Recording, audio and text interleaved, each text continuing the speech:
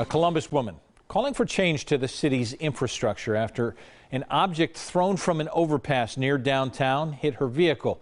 In tonight's Better Call 4, Jennifer Bullock shares her message.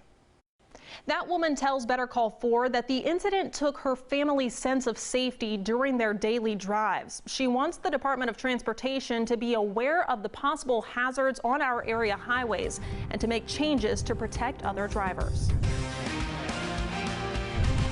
It was a Saturday in late October when Haley Mosteller, her husband, and her daughter Genevieve were on their way to a volleyball game. We were going west on 670 and we were about to go north on 71. That's when Genevieve saw someone standing on the overpass above them.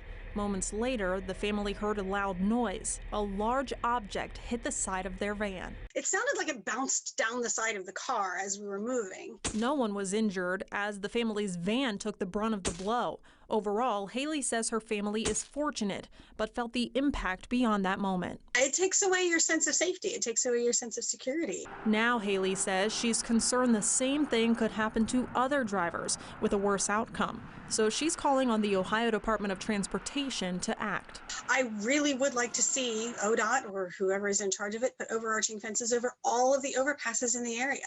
I reached out to the department with Haley's concerns and asked if they plan to add additional fencing. In a statement, a spokesperson tells me that for existing bridges, the department's policy is to add fencing when crews complete a major rehabilitation, like replacing a bridge deck. And while its policy is meant to reduce the risk of people throwing objects off of overpasses, ODOT says we can't completely prevent people from finding a way to do it. Now, when it comes to investigating what exactly happened or who did it, police tell me catching a suspect isn't easy as they tend to leave the area quickly and drivers can't get a good look at them while moving at highway speeds. But anyone who is caught dropping objects onto moving traffic could be charged with felonious assault.